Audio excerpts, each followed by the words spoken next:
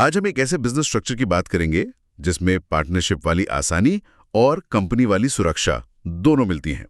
CA inter के law exam के लिए ये एक बहुत ही स्कोरिंग टॉपिक है और आज हम इसे कहानी के जरिए समझेंगे। बिल्कुल। आज हम लिमिटेड लायबिलिटी पार्टनरशिप एक्ट 2008 की गहराई में उतरेंगे और इसे रटने के बजाय हम ये समझेंगे कि ये कानून बना क्यों, ये काम कैसे करता है और एग्जाम में आईसीआई इससे जुड़े सवाल कैसे पूछता है। हमारा मकसद है इस एक्ट के हर जरूरी सेक्शन, कॉन्सेप्ट और जो भी लेटेस्ट अमेंडमेंट्स हैं उनको आसान बनाना है ताकि जनवरी 2026 एग्जाम में कोई भी सवाल, चाहे वो एमसीक्यू हो या डिस्क्रिप्टिव, न छूटे। तो चलिए इसे खोलकर देखते हैं। सबसे पहले एलएलपी की जरूरत ही क्यों पड़ी? मतलब जब हमारे पास पार्टनरशिप फर्म और कंपनी जैसे स्ट्रक्चर पहले से थे। ये सबसे फंडामेंटल सवाल है और इसे समझने के लिए चलिए दो दोस्तों की कहानी लेते हैं, अनीका और रोहन। दोनों सॉफ्टवेयर डेवलपर्स हैं और उन्होंने एक ब्रिलियंट ऐप का आइडिया सोचा है। अब वो बिजनेस शुरू करना चाहते हैं पर कंफ्यूजन में है। क्या कंफ्यूजन? अगर वो ट्रेडिशनल पार्टनरशिप बनाते हैं तो सबसे बड़ा डर है अनलिमिटेड लायबिलिटी का। मतलब अगर कल को बिजनेस डूबा और बैंक का कर्जा चुकाना पड़ा तो अनीका और रोहन के पर्सनल एसेट्स, उनका घर, उनकी कार, सब बिक सकता है। एग्जैक्टली। और एक पार्टनर की गलती की सजा सबको भुगतनी पड़ती है। Right. दूसरा ऑप्शन है प्राइवेट लिमिटेड कंपनी बनाने का। इसमें लायबिलिटी तो लिमिटेड है, मतलब पर्सनल एसेट सेफ है, लेकिन कंपनी बनाने और चलाने के कंप्लायंसेस इतने ज्यादा और खर्चीले हैं कि अनीका और रोहन जैसे स्टार्टअप के लिए वो एक सिरदर्द बन जाएगा। हर छोटी छोटी बात के लिए board meeting, resolutions, ROC filing, बहुत झंझट है। हाँ, तो एक तरफ अनलिमिटेड रिस्क, दूसरी तरफ हैवी कंप्लायंस का बोझ। अनीका और रोहन तो फंस गए। और इसी गैप को भरने के लिए एलएलपी एक्ट आया। बिल्कुल, 2008 में ये एक्ट लाया गया। ये एक हाइब्रिड मॉडल है जो कहता है पार्टनरशिप की तरह बिजनेस चलाओ आसानी से, लेकिन लायबिलिटी कंपनी की तरह लिमिटेड रखो। Okay, let's unpack this. तो अनीका और रॉन ने तय किया कि वो एलएलपी बनाएंगे। अब कानून की नजर में उनकी एलएलपी, अनीरोटेक एलएलपी की पहचान क्या होगी? क्या वो और उनकी एलएलपी एक ही हैं? नहीं, और यही इसका सबसे खूबसूरत पहलू है। सेक्शन 3 के हिसाब से एलएलपी एक बॉडी कॉर्पोरेट है। बॉडी कॉर्पोरेट मतलब? इसका मतलब है कि कानून की नजर में अनीरोटेक एलएलपी एक अलग इंसान है और अनीका और रोहन अलग इंसान है। इसे ही सेपरेट लीगल एंटिटी कहते हैं। अच्छा।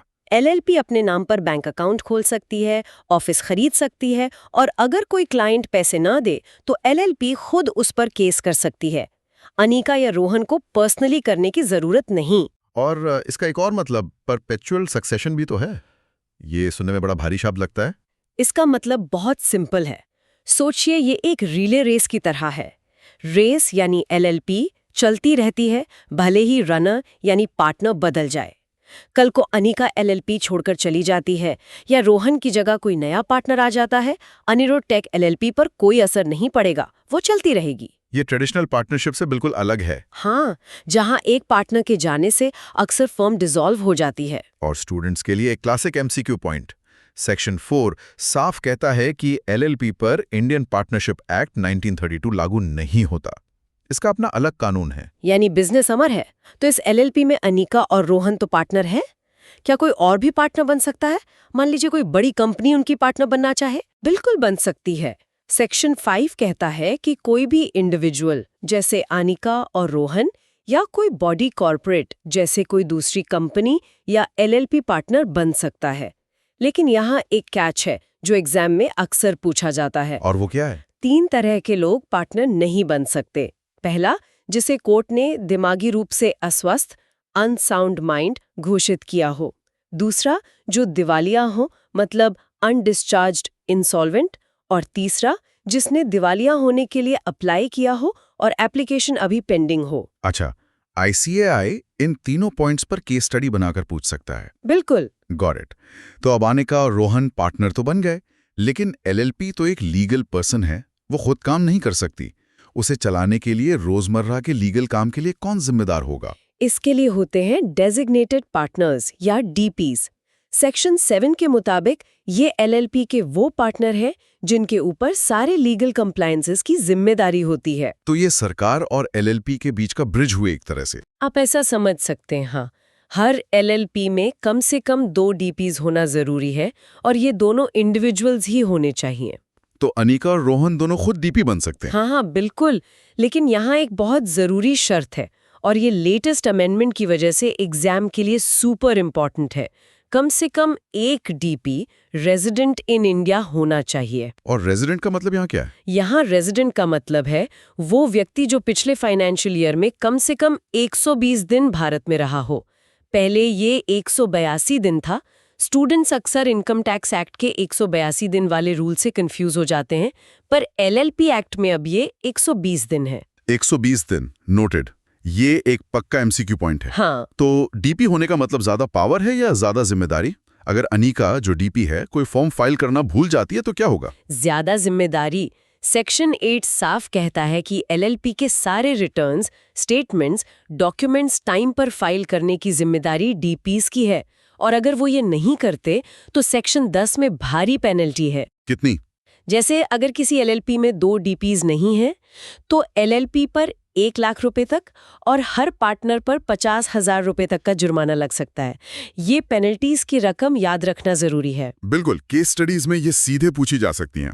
ठीक है, तो अब अनीका और रोहन ने डीपी भी डिसाइड कर लिया। अब एलएलपी रजिस्टर कैसे होगी? क्या ये प्रोसेस बहुत कॉम्प्लिकेटेड है? नहीं, प्रोसेस को काफी सिंपल रखा गया है।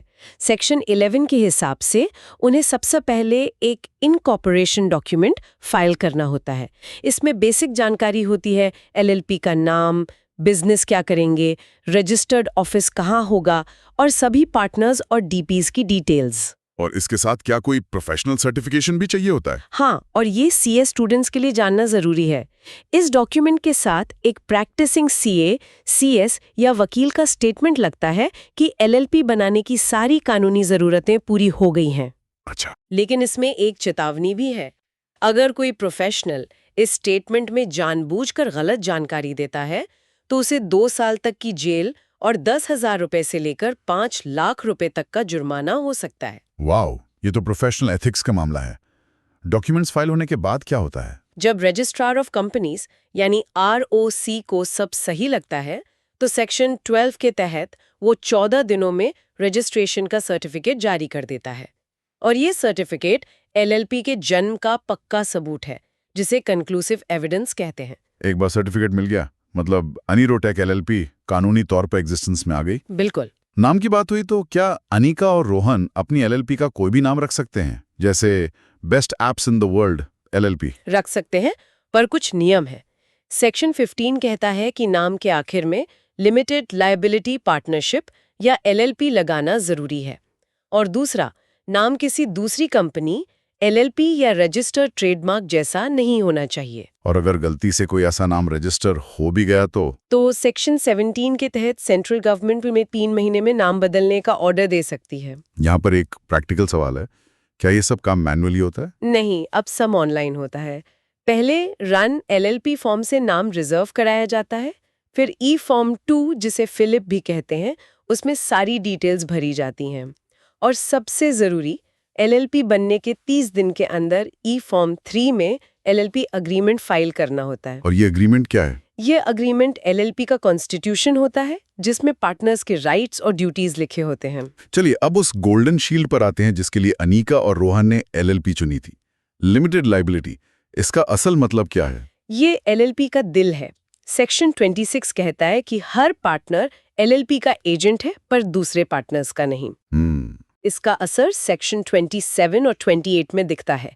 मान लीजिए अनीरोटेक एलएलपी ने बैंक से 50 लाख का लोन लिया, पर उनका ऐप नहीं चला और बिजनेस फेल हो गया, तो बैंक ये 50 लाख एलएलपी के एसेट्स बेचकर वसूल करेगा।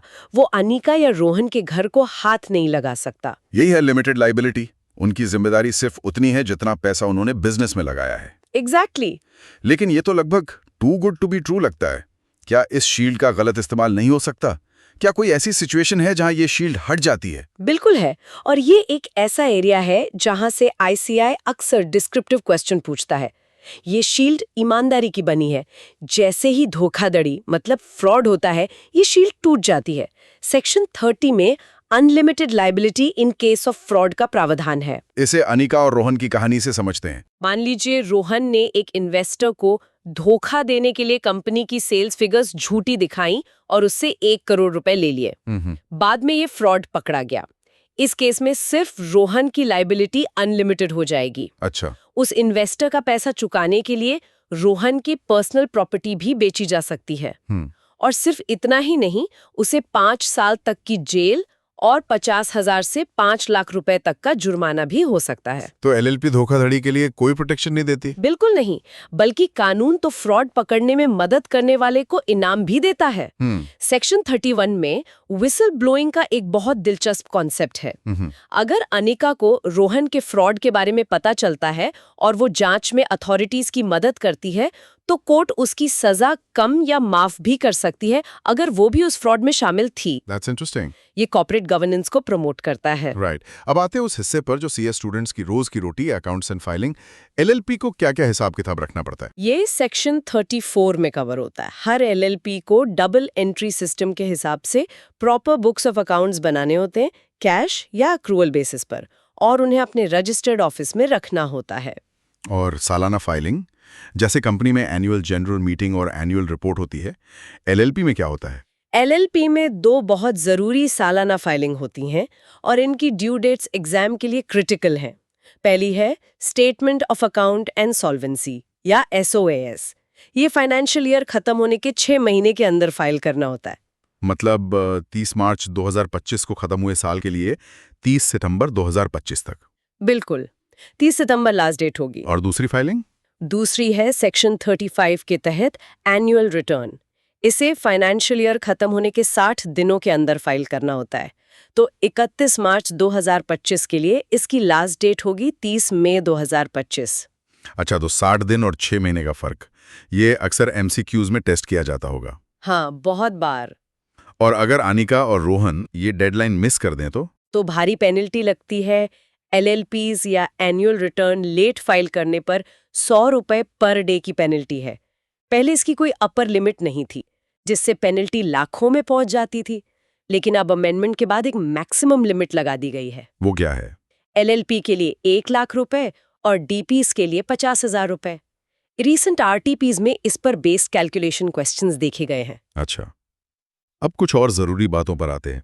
मान लीजिए अनिका और रोहन ने पहले एक पार्टनरशिप फर्म बनाई होती, क्या वो अब उसे LLP में बदल सकते हैं? हाँ, बिल्कुल। सेक्शंस 55, 56 और 57 में इसके लिए प्रावधान है। न सिर्फ एक पार्टनरशिप फर्म, बल्कि एक प्राइवेट कंपनी और एक अनलिस्टेड पब्लिक कंपनी भी LLP में कन्वर्ट हो सकती है। ये तो बहुत बिजनेसेस के लिए एक शानदार रास्ता है। हाँ, जो लिमिटेड लायबिलिटी चाहते हैं पर कंपनी के भारी भरकम कंप्लायंसेस से बचना चाहते हैं। और अगर एनीरोटेक LLP को बंद करना हो तो वाइंडिंग अप का क्या प्रोसेस है? वाइंडिंग अप का ऑर्डर ट्रिब्यूनल दे सकता है।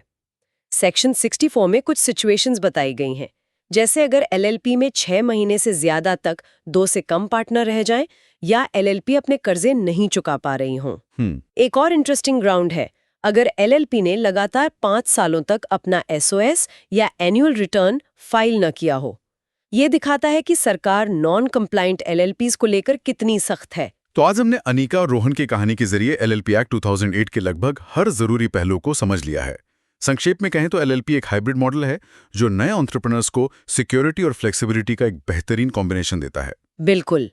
अगर हम की टेकअवेज की बात करें तो याद रखने वाली मुख्य बातें हैं, LLP की अपनी अलग कानूनी पहचान है, पार्टनर्स की लायबिलिटी लिमिटेड है सिवाय फ्रॉड के, डेजिग्नेटेड पार्टनर्स की भूमिका बहुत जिम्मेदारी वाली है, खासकर रेजिडेंट DP का 120 दिन वाला रूल, और सबसे जरूरी SOS और एनुअल रिटर्न की ड्यू डेट्स और लेट फाइलिंग की पेनल्टी। और अंत में हमारे लिसनर के लिए एक विचार जिस पर वो इस चर्चा के बाद सोच सकें। जरूर।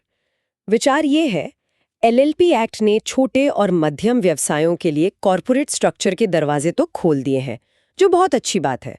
पर क्या डेजिग्नेटेड पार्टनर्स पर डाली गई कंप्लायंस की भारी जिम्मेदारी, हर फॉर्म, हर रिटर्न की पर्सनल लायबिलिटी इस मॉडल के फ्लेक्सिबिलिटी वाले वादे को कहीं ना कहीं कमजोर तो नहीं कर देती?